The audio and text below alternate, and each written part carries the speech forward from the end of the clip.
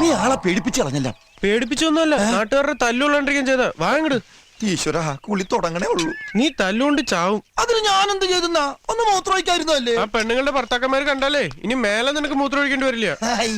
ചിരിക്കണ്ട, ഒരു കോലം കണ്ടാ മതി. ഇതിനെന്താ കുഴപ്പം? വെറുതെ അല്ല നാട്ടുകാർ നിന്നെ പച്ചോന്തെന്ന് വിളിക്കണ. വിളിക്കട്ടാ, വിളിച്ച് പഠിക്കട്ടെ. പച്ചോന്തേ ഇതൊക്കെ ഇട്ട് പൊന്തയിലിരുന്ന് ആരും കാണണമെന്ന് നിന്റെ വിചാരം?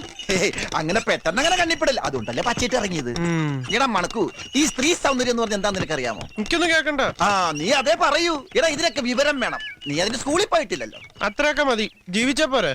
മതി. ഈ ലോകത്ത് വേറെ ഒന്നും നീ അറിയണ്ട. അറിഞ്ഞാ വിവരമുള്ളവനായി പോവില്ലേ? വിവരം കൂടിയിട്ടാണ് ഇതുപോലൊക്കെ ചെയ്യണത്. അയ്യോ, ഇന്നാളെ അമ്പലക്കുളത്ത് വെച്ച് അടി കിട്ടിയത് ഇത്ര പെട്ടെന്ന് പറഞ്ഞു നീ. ആ, അതിപ്പോ അടിയാണോ? അതൊരു ഒന്നും തള്ളുവല്ലേ. അങ്ങോട്ട് പോയി കടുവാ. ഇതൊക്കെ ഒരു രസമല്ലടാ. എടാ, സത്യം പറയട്ടെ, ഇതുപോലെ മനസ്സിന് കുളിർമ കിട്ടുന്ന ഒരു കാഴ്ച ഈ ലോകത്ത് വേറെ എന്തുണ്ട്?